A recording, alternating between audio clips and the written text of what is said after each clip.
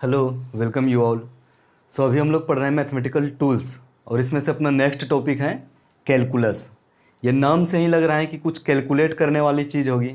जी हाँ, इससे हम लोग कैलकुलेट ही करेंगे, जैसे कुछ physical quantity, displacement, velocity, accelerations, force, magnetic field, electric field, ये सब जो चीज़ें हम लोग 11th-12th में पढ़ेंगे वो सबको कैलकुलेट करने के लिए, उसका वैल्यू कैलकुलेट करने के लिए कैलकुलस का ज़रूरत होगा।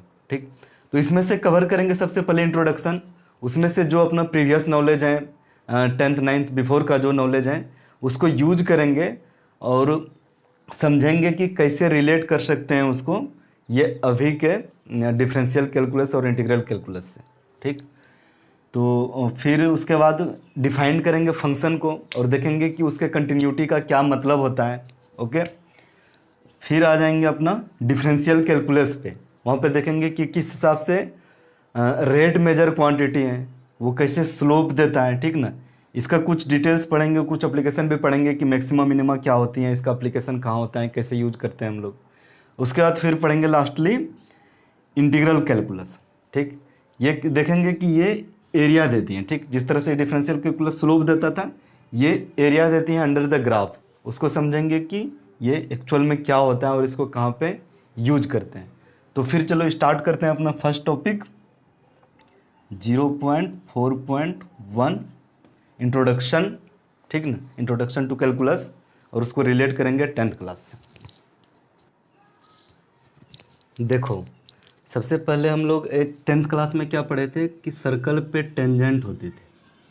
ठीक ना, एक सर्कल रहता था, उसको कहते थे कि ये पॉइंट पे टेंजेंट क्या होगा। ठीक, तो यहाँ से इसको क्या होता था, जैसे ये सर्कल है, इस पे एक रॉड रख दिए ऐसे। ठीक ना, ऐसे एक रॉड रखे तो कहीं पे ये टच करते हुए ऐसे रहेगा। ठीक, तो ये क्या होता था कि बस एक पॉइंट को टच करते हुए इस हिसाब से रहता था कुछ कहीं पे। तो ये इसको क्या कहते थे कि ये इसका टेंजेंट है। ठीक ना, टेंजेंट क्या क्या प्रॉपर्टी होता था कि इस जगह कोई इस पे अगर नॉर्मल रहता था ये वाला सरफेस पे, तो ये इससे परपेंडिकुलर रहता था। ठीक ना, तो यहाँ पे बोल दिए कि ये सर्कल पे टेंजेंट है। ओके, टेंजेंट का कुछ स्लोप होता था, मान लो कि ये एक्स एक्सिस है और ये वाई एक्सिस है। ओके, तो यहाँ पे कहते थे कि इसका कुछ स्लोप है थीटा। ठीक, ये टेंजेंट का स्लोप होता था। अब देखो, टेंजेंट का स्लोप, इसका सिर्फ अगर टेंजेंट को दिखाएंगे यहाँ पे, ये मान लो कि ये वाला लाइन रहा, तो इसका जो स्लोप यहाँ पे होगा, ठीक ना, जितना एंगल यहाँ पे बना रहा है उतना भी एंगल यहाँ पे भी बना रहा होगा, उतना ही एंगल यहाँ पे भी बना रहा होगा, same angle theta theta theta. क्यों? क्योंकि देख लो, अपना बेसिक ज्योमेट्री यूज करो, ये एक लाइन दूसरा लाइन पैरेलल है, उसको एक लाइन काटती हैं तो ये क्या कोरस्पोंडिंग एंगल इक्वल होता है। उसी तरह से ये लाइन भी पैरेलल है तो कोरस्पोंडिंग एंगल इक्वल। तो यहाँ मतलब थीटा सेम है, यहाँ भी सेम है, यहाँ भी सेम है। तो इस पॉइंट पे अगर देखेंगे टेन थीटा, इसका स्लोप, स्लोप को क्या कहते हैं, टेन थीटा। ठीक ना, यहाँ पे भी स्लोप क्या हो जाएगा, इस पॉइंट पे स्लोप हो जाएगा टेन थीटा। ठीक ना, तो ये लाइन है, इसका स्लोप कांस्टेंट होता है, मतलब टेन थीटा का वैल्यू कांस्टेंट है, थीटा यहाँ पे हर पॉइंट पे कांस्टेंट है। ओके, तो ये एक टेंजेंट का कॉन्सेप्ट जो वहाँ हम लोग बस पढ़ रहे थे कि इस पॉइंट पे एक टेंजेंट होगा, पॉइंट रहता था, लेकिन ये फाइंड नहीं करते थे कि इस जगह टेंजेंट का वैल्यू फाइंड कैसे करेंगे, मतलब इस जगह स्लोप कितना होगा। ठीक ना, ये हम लोग वहाँ पे फाइंड नहीं करते थे। तो इसी को जब जूम करके देखोगे, ठीक ना, ये वाला पॉइंट को यहाँ पे, तो कुछ इस हिसाब से दिखता है कि एक ये सर्कल है, मतलब ऐसे करके रहेगा। ठीक, यहाँ से थोड़ा सा dx लेंथ है और ये dy लेंथ है। ठीक ना, स्मॉल लेंथ। ठीक ना, जस्ट ये पॉइंट पे, जिस पॉइंट पे वो टच कर रहा, और यहाँ पे लगेगा कि ये वाला लाइन ऐसे जा रहा है और ये लाइन ऐसे जा रहा है, सिर्फ एक पॉइंट पे टच करता है, उसी को बस जूम करके दिखा रहे हैं। ठीक ना, तो यहाँ पे जो ये 90 डिग्री बना रहा है, ठीक, तो यहाँ भी इसका स्लोप ये जो देखे थीटा ये था, तो यहाँ क्या था tan थीटा इक्वल टू, अब ये ट्रायंगल में देख लो, ठीक है ना, अगर ये थीटा है, ये dy बाय dx है, ओके, तो tan थीटा इक्वल टू क्या हो जाएगा, perpendicular upon base dy by dx। ये बस स्मॉल लेंथ को नाम दे दिए, ठीक ना, ये एक स्मॉल सा लेंथ को उसको ऐसे दिखाते हैं, स्मॉल सा लेंथ। यहाँ पे d से इसमें मल्टीप्लाई नहीं है, जस्ट नोटेशन है, ठीक ना। x डायरेक्शन में स्मॉल लेंथ dx दिखा दिए, y डायरेक्शन में स्मॉल लेंथ dy दिखा दिए, ठीक है ना। तो ये था अपना dy by dx tan theta, इसी को क्या कहते थे, स्लोप, ठीक है ना। इसका रिप्रेजेंटेशन m से देते हैं जनरली, तो स्लोप इक्वल टू हो जाता था dy बाई dx, ओके। तो ये वही अब यहाँ से चीज़ आ गई इधर वाली 11th-12th क्लास की कैलकुलस यहाँ से। हाँ, ये जो किए इसको पढ़ते हैं कैसे, differentiation of y with respect to x, ठीक ना, differentiation of y with respect to x, okay. अब फॉर एग्जांपल स्ट्रेट लाइन ले लो, ठीक ना। अब स्ट्रेट लाइन अगर लिए तो ये रहा अपना स्ट्रेट लाइन, ओके, ऐसे जा रही है मान लो ओरिजिन से y इक्वल टू एक्स पे, इसका इक्वेशन है, ओके।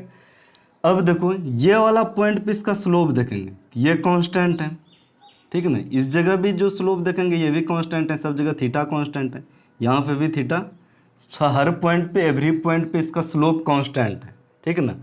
कहने का मतलब कि यहाँ पे इस लाइन का अगर स्लोप कांस्टेंट है, इसका मतलब क्या हो गया कि dy बाय dx कांस्टेंट है,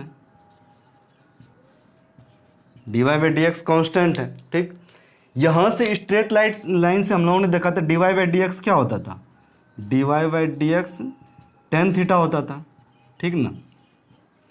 तो इस केस में यहाँ पे जब स्ट्रेट लाइन रहता था तो इसका क्या करते थे, स्लोप tan थीटा निकालने के लिए कोई भी इस पे दो पॉइंट ले लो, y इक्वल टू एक्स है तो यहाँ पे 1.11 आएगा, ठीक है ना। इसको थोड़ा सा ऐसे अगर मैच करके यहाँ से देखोगे ये वाला थीटा, तो यहाँ से tan थीटा क्या हो जाएगा, परपेंडिकुलर अपॉन बेस, ठीक है ना। ये बेस का लेंथ कितना होगा, x का कोऑर्डिनेट जितना है, यहाँ x इक्वल टू 0 था और यहाँ पे x इक्वल टू 1 था, तो ये वाला लेंथ 1 हो जाएगा और ये वाला लेंथ भी 1 हो जाएगा। यहाँ पे tan थीटा देखोगे तो 1/1 मतलब 1 हो रहा है, ठीक ना। अब 1 है तो इसका मतलब ही हो गया कि dy बाय dx ये 1 है, 1 क्या है, कांस्टेंट क्वांटिटी है ना। तो यहाँ से क्या बोले कि इसका स्लोप कांस्टेंट हो गया, ओके। तो अब हम लोग 10th में क्या देखे कि स्ट्रेट लाइन का एक कांस्टेंट स्लोप रहता था, लेकिन जब उसको वही अब कैलकुलस का जो यूज करेंगे, इसको नाम ये डिफरेंशियल कैलकुलस का, वहाँ पे कोई भी टाइप का कर्व रहेगा, ओके। देखो अब मान लो कि ये वाला कर्व है ऐसे, ठीक।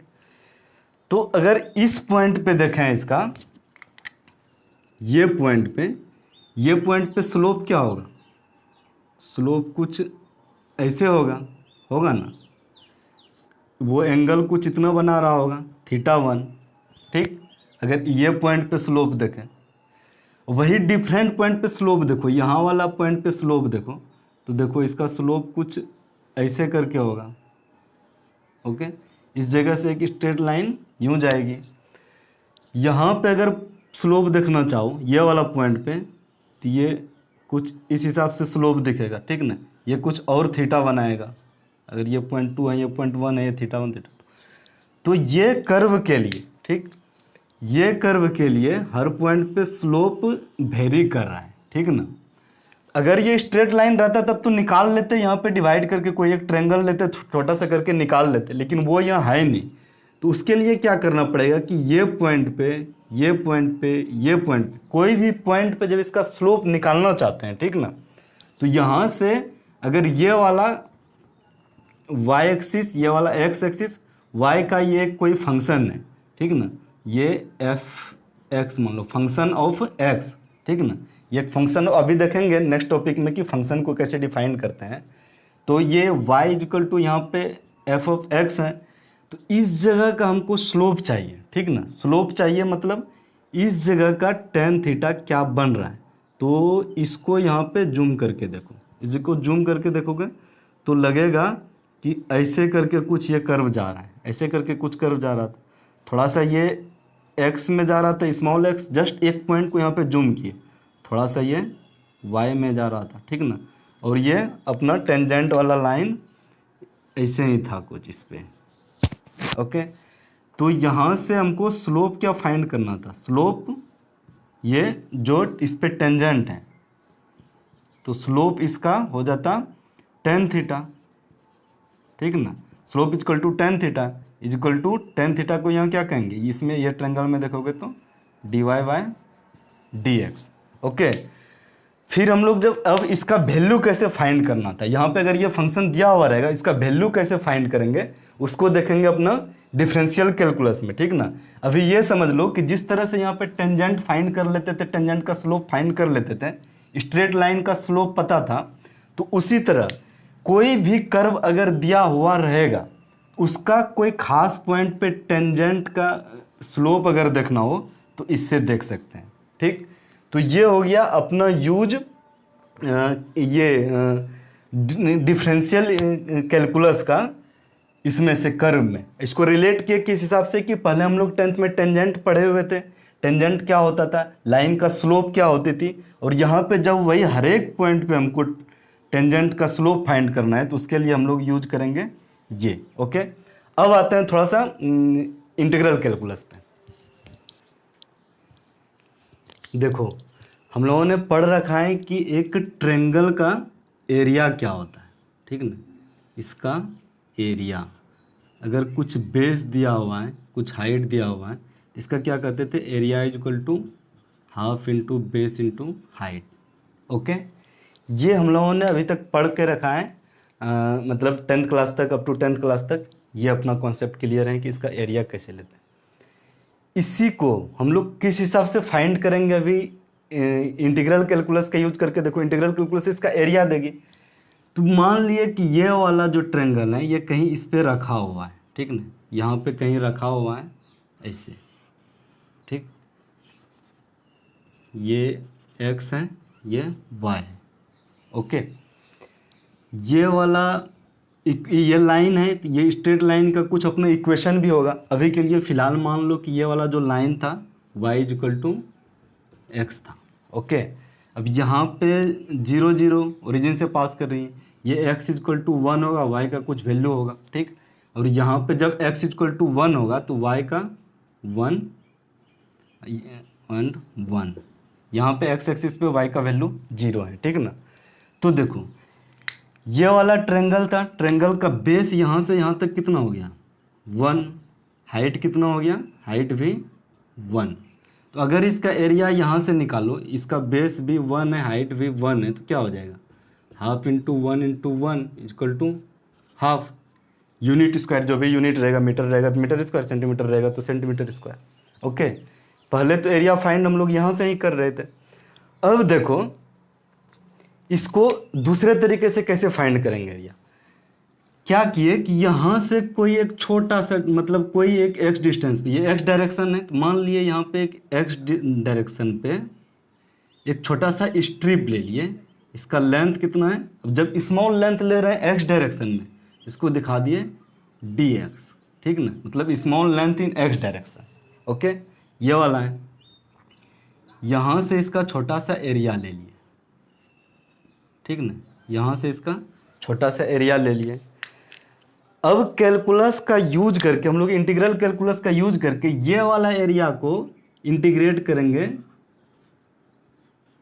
यहाँ से लेकर के यहाँ तक। अगर ये वाला ट्रायंगल का चाहिए तो ट्रायंगल का एरिया इंक्लूड करने के लिए हमको ये सब एरिया इंक्लूड करना पड़ेगा, ठीक ना। ट्रायंगल का एरिया इंक्लूड करने के लिए ये एरिया करना पड़ेगा। ये पॉइंट देखो, ये जो डिस्टेंस dx है ना बहुत स्मॉल है, ठीक ना, बहुत छोटा है, मतलब कहीं पे यहाँ पे मान लो कि इसका कुछ वैल्यू, ये बस जूम करके मान लो कि इतना सा देखें, ये बहुत छोटा है, ठीक ना। यहाँ पे जब ये x था तो x is y is equal to X है, तो ये वाला y का वैल्यू कितना हो जाएगा, यहाँ पे x का वैल्यू जब x है तो y का वैल्यू वाई है, वाई हो जाएगा, ये एक्स ये वाई। ठीक, ये वाला स्ट्रिप को बाहर निकाल के देखो क्या लगता है, कैसे लगता है देखने में, इस तरह से कुछ, ठीक ना। ये इतना स्मॉल है, इतना स्मॉल है कि ये वाला पता नहीं चलना है, ठीक ना। इसको मान लेते हैं कि एक रेक्टेंगल ही है, ओके। ये वाला विड्थ कितना था इसका, dx था, हाइट कितना x, जब x पॉइंट पे इसका हाइट कितना था, y था, ठीक ना, हाइट y था। ठीक, अगर इसका ये छोटा सा स्ट्रिप का एरिया निकालना, ये तो रेक्टेंगल दिख रहा है, रेक्टेंगल का एरिया बेस इंटू हाइट, ठीक ना, हाइट ये भी रहता है l इंटू बी, जो भी रहे। तो इसका ये क्या स्मॉल एरिया है इसका, तो स्मॉल एरिया को कैसे लिखेंगे, फिर से स्मॉल एरिया को ऐसे लिख दिए डी ए। तो यहाँ पे क्या हो गया, रेक्टेंगल का एरिया ले लो y dx। ठीक, अब इसको कहाँ से कहाँ तक इंटीग्रेट करना है, देखो ये स्ट्रिप को, ये स्ट्रिप अगर यहाँ पे रहेगा तो इस हिसाब से लगेगा देखने में, ठीक है ना।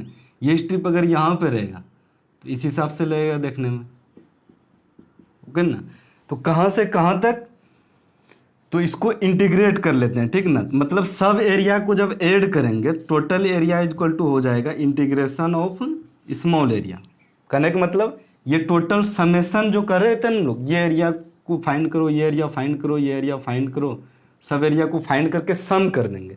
सम को ही वो इसमें क्या लिखेंगे, इंटीग्रेशन, समेशन को ही बस इंटीग्रेशन ये बोले। और इंटीग्रेशन तो इसका क्या हो गया, एरिया इक्वल टू, यहाँ पे क्या था, D A equal to Y D X. तो देखो इंटीग्रेशन कहाँ से कहाँ तक करना था, ये वाला फंक्शन तो y इक्वल टू एक्स पूरा पड़ा है, हमको चाहिए इतना सा ही, कहाँ तक, x इक्वल टू 0, यहाँ से लेकर के यहाँ तक, x इक्वल टू 1 तक। तो ये इंटीग्रेशन इसके रिस्पेक्ट में, x के रिस्पेक्ट में हो रहा है, तो यहाँ पे पुट कर देंगे x इक्वल टू 0 से x इक्वल टू 1, ओके। अब देखेंगे कि ये वाला लाइन का क्या था, ये वाला लाइन का y इक्वल टू एक्स था, ठीक ना। यहाँ पे y इक्वल टू कोई भी फंक्शन ऑफ x रहेगा, ठीक है ना।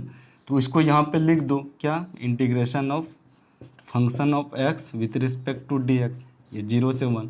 संयोग से यहाँ पे फंक्शन ऑफ x वो क्या है, ठीक। ये देखेंगे कि फंक्शन और उसका फंक्शन क्या होता है नेक्स्ट लेवल में। फंक्शन ऑफ x यहाँ पे क्या है, x है, ठीक।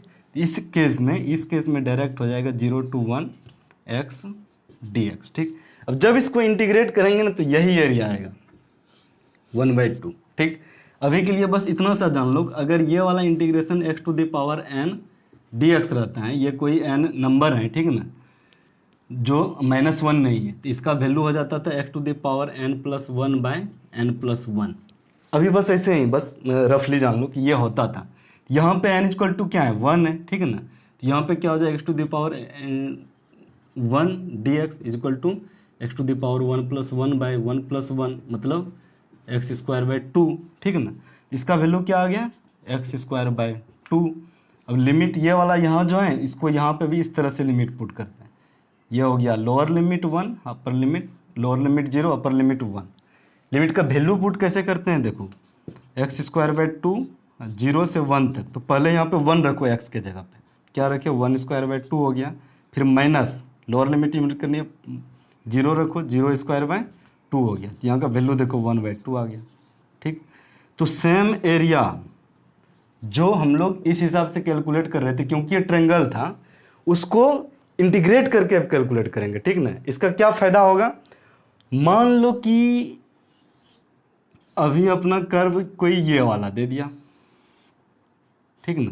अब ये तो स्ट्रेट लाइन नहीं है, कहीं पे भी कोई कह दे कि यहाँ तक का हमको एरिया चाहिए, ये वाला एरिया चाहिए 0 से लेकर के, ठीक है ना।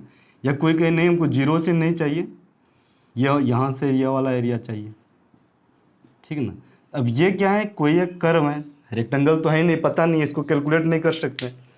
तो यहाँ पे इसका क्या, ये अगर y एक्सिस है, ये अगर x एक्सिस है, ये कोई फंक्शन दिया हुआ है fx, ठीक ना, कोई एक फंक्शन है ये y इक्वल टू fx। तो अब अपने पास क्या बेनिफिट है, इस टाइप से यहाँ पे भी इसका सेम स्ट्रिप ले सकते हैं, छोटा सा स्ट्रिप लिए, ठीक, x पे, यहाँ पे x पे जाकर के एक छोटा सा स्ट्रिप लिए जिसका विड्थ है dx, ठीक है ना, जिसका ये वाला विड्थ है dx, ओके। जब ये x था तो इसका हाइट क्या हो जाएगा y, ठीक। और y का वैल्यू क्या है, यही fx। जब स्मॉल स्ट्रिप का एरिया निकालेंगे, स्मॉल एरिया उसी तरह से निकल जाएगा। स्मॉल एरिया क्या निकल जाएगा, ये वाला स्ट्रिप को बाहर रखो, ठीक। ये वाला हाइट हो गया y, ये वाला हो गया dx। तो यहाँ से इसका एरिया क्या हो गया y dx, ओके। अब यहाँ से एरिया इक्वल टू क्या हो जाएगा, इसको इंटीग्रेशन करो स्मॉल एरिया को, मतलब y dx को इंटीग्रेशन करो। y का वैल्यू क्या, कोई भी फंक्शन दिया होगा fx dx, y का वैल्यू यहाँ पे रख दिए। इंटीग्रेशन कहाँ से कहाँ तक करना है, ये वाला अगर x देखो इंटीग्रेशन x के रिस्पेक्ट में कर रहे हैं तो लिमिट x का डालेंगे, x का ये वैल्यू a है, x का ये वैल्यू यहाँ पे b है। अब ये वाला एरिया चाहिए, सिर्फ यहाँ से लिमिट a एंड b रख दो। तो इस हिसाब से इंटीग्रेशन का हम लोग यूज करेंगे, ठीक। अब देखो इंटीग्रेशन और डिफरेंशिएशन का एक बेसिक सा आइडिया लेने के बाद, मान लो कि ये x एंड ये y पे कोऑर्डिनेट ज्योमेट्री में क्या पढ़ा कि एक लाइन के बीच का लेंथ फाइंड कर सकते हैं, ठीक ना। अगर इसका 1 1 कोऑर्डिनेट है, इसका 2 2 कोऑर्डिनेट है, ठीक ना। इस लाइन पे 2 पॉइंट हैं, ये लाइन ले लो y इक्वल टू एक्स, ठीक ना। इस पे 2 पॉइंट हैं 1 1 2 2, इसके बीच का डिस्टेंस कैसे फाइंड किए थे, डिस्टेंस फार्मूला से, ठीक। ये वाला डिस्टेंस क्या था, under root 2 minus 1 square y2 minus y1 का square plus x2 minus x1 का स्क्वायर, ये क्या था 2 माइनस 1 का स्क्वायर, ठीक। यहाँ से क्या आ गया under root 1 square plus 1 square equal to root 2, ठीक। ये तो लाइन था, इसका पता चल गया। अगर कह दें कि लाइन ये दे दिए, इस हिसाब से कुछ लाइन दे दिए, और ये वाला पॉइंट और ये वाला पॉइंट में इसका क्या डिस्टेंस था, ठीक है ना। ये वाला पॉइंट मान लो यहाँ से x इक्वल टू ए पे है, और ये वाला point x equal to B पे है। अब इसका क्या डिस्टेंस होगा, तो यहाँ पे यह आंसर नहीं दे देना कि भाई एक थ्रेड रखेंगे यहाँ पे ऐसे ऐसे कर देंगे, फिर थ्रेड को सीधा करके डिस्टेंस मेजर कर देंगे, वैसा नहीं। वो तो फिर इसको करके स्ट्रेट लाइन में कर दिया, थ्रेड को सीधा करने के बाद और डिस्टेंस मेजर कर लिए। इसी में से इसका डिस्टेंस फाइंड करना है, ठीक ना। तो यहाँ पे तो जब ये स्ट्रेट था तो यूज कर लिया पाइथागोरस थ्योरम लगा करके, ऐसे बनाए थे एक ट्रायंगल, और यहाँ से फिर इसका x डिस्टेंस 1 था, y डिस्टेंस 1, तो यहाँ से निकाल लिया कि इसका क्या होगा। लेकिन देखो इसको कैलकुलस किस हिसाब से यूज करता है। यहाँ से क्या, पहले एक x लेंथ पे जो है ना, बेसिक एलिमेंट लेते हैं क्या, x लेंथ पे यहाँ से एक छोटा सा एलिमेंट ले लिए, ठीक है ना। यहाँ पे dx जा रहा है, ये वाला छोटा सा एलिमेंट ले लिए, ये वाला, ठीक। इसका वैल्यू, ये वाला का वैल्यू मान लो अभी dl है, मतलब स्मॉल लेंथ है, ठीक है ना। अगर इसको देखोगे डिटेल में तो ये लाइन था, छोटा सा लेंथ अगर dl1 है, फिर लेंथ dl2, लेंथ dl3, बगल वाला लेंथ dl4, ऐसे ही करके बहुत सारा ले लोगे, हर इसको बहुत सारा पार्ट में बांट दोगे तो लेंथ इक्वल टू क्या हो जाएगा, dl1 प्लस dl2 प्लस ऐसे करके dln, बहुत सारा लेंथ हो जाएगा।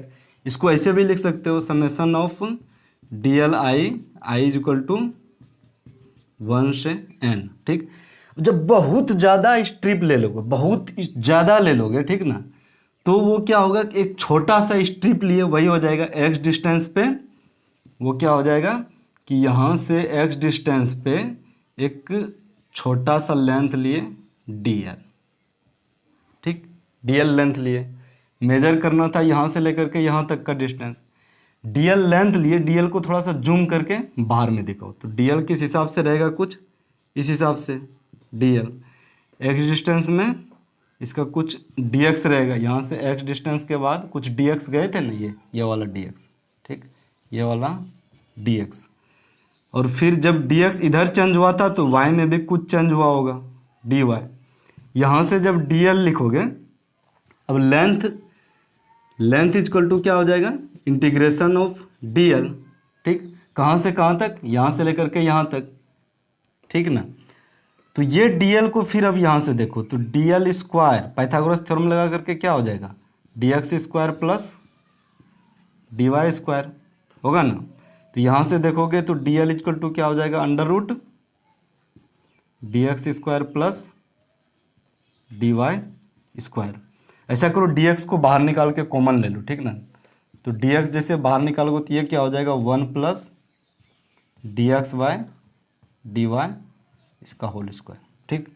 अब यहाँ पे आ गया ये dl, चलो dl का वैल्यू पुट कर दो। dl का वैल्यू क्या हो गया under root 1 plus dy by dx का होल स्क्वायर, और एक dx अपना बाहर में था, ठीक। अब देखो ये क्या हो गया इंटीग्रेशन आ गया, ये वाला क्वांटिटी का इंटीग्रेशन x के रिस्पेक्ट में। x कहाँ से कहाँ तक जा रहा था, यहाँ पे था x इक्वल टू 1, x का ये कोऑर्डिनेट 1 था, और ये वाला वैल्यू क्या था x इक्वल टू 2, ये x का कोऑर्डिनेट x के रिस्पेक्ट में होना था। यहाँ लिमिट रख दो 1 2, ओके। अब यहाँ पे अगर ये पता रहे कि dy बाई डी एक्स क्या है, dy बाई डी एक्स मतलब ये वाला का dy बाई डी एक्स क्या था, स्लोप था, स्लोप स्ट्रेट लाइन का कांस्टेंट था। यहाँ से slope dy by D x मतलब क्या था tan theta, dy by D x मतलब tan थीटा, हर थीटा पे कांस्टेंट था, तो यहाँ पे 1 आ रहा था, ठीक ना। ये वाला 1 और ये वाला 1, tan theta equal to height upon base, तो 1 आ रहा था।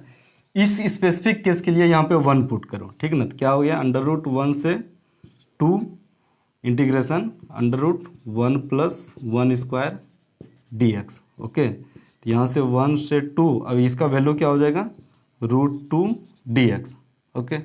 तो यहाँ पे √2 कांस्टेंट टर्म बाहर निकालते हैं, कुछ इंटीग्रेशन का ऑपरेशन करते हैं, वो पढ़ेंगे हम लोग।